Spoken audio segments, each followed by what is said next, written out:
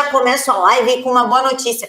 Gustavo, o real, a moeda brasileira, está em a 12ª moeda que foi mais valorizada em 2021. Ela saiu de 106ª posição para 12ª? Isso, a gente está concorrendo com 120 países, com todos os países do mundo, e nós estamos em 12º lugar. Que maravilha, hein? Esse governo é muito ruim. Que arrependimento te contar, viu? Camila, mas hoje nós vamos falar sobre o quê? A gente vai falar sobre os e-mails do Fauci ou Mandetta brasileiro, como o pessoal está falando, mas segundo a minha amiga Cissa, ele é mais que um Mandetta, ele é um Mengele. Geyer, o Fauci ele foi chamado para trabalhar no governo americano em 1984, quando começou a história ali do HIV, que onde o Fauci está, alguma doença vem de algum bicho. Então, segundo ele, o HIV veio do macaco, e aí aconteceu aquele boom nos anos seguintes, 1985, 86 até 90, que aí vitimou Cazuza, Renato Russo, entre outros artistas, e até hoje não conseguiram desenvolver uma vacina eficiente, né? Cissa, então vamos começar pelo início. Não foi vazado os e-mails do Fauci, não é assim que funciona. Uma equipe de jornalista pediu acesso via judicial aos e-mails do Fauci, porque nos Estados Unidos eles têm um sistema como se fosse a lei de transparência aqui do Brasil, mas vai além das contas, vai também na comunicação governamental.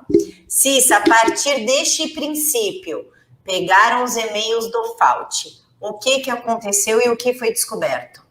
Pois é, isso foi uma coisa interessantíssima, porque até esse pedido veio de um lugar onde ninguém esperava, que foi do BuzzFeed.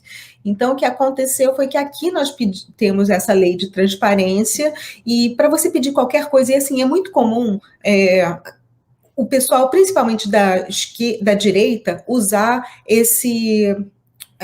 essa provisão da lei, digamos assim, porque nós temos o Project Veritas e também temos o Judicial Watch, que sempre que tem algum problema judicial, até na época dos e-mails da Hillary, eles é que entram com uma ação pedindo acesso àqueles e-mails que o governo é obrigado a dar. O que eles fazem é que isso tem que ser pedido através da justiça, porque existem alguns nomes que são confidenciais, algumas informações confidenciais lá, e aí um juiz determina o que pode ser divulgado e o que não pode ser. E aí, depois que o juiz faz o que a gente chama de redaction, que ele cobre algumas partes, isso pode se tornar público, e foi exatamente o que aconteceu com os e-mails do Fauci, porque estava todo mundo com a pulga atrás da orelha de por que ele falou uma coisa há alguns anos atrás e agora ele está falando outra.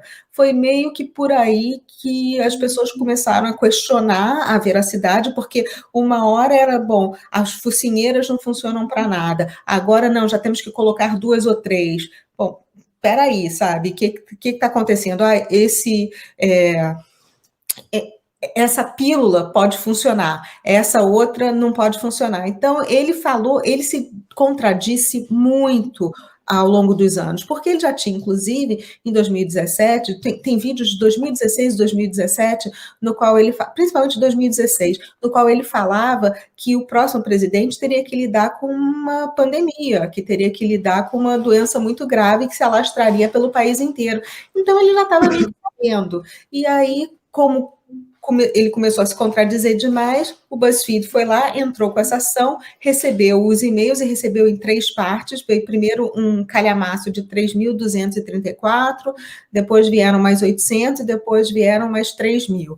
Então, foram 8, não, foi até mais, porque foram 8.000 e-mails no total, e ainda tem mais que estão para sair. E então eles estão recebendo isso e trouxeram a público. Quando trouxeram a público foi um escândalo absurdo, porque ali, entre outras coisas, tinha até a receita do bolo, de como fazer o negocinho que acabou infectando o mundo inteiro. Gustavo, tem a receita. Que ele foi esquentado em 7 graus, separado, não sei, tem a receita. Meu Deus. Gente, eu não sabia disso, não. Eu não sabia disso, não. Quer dizer que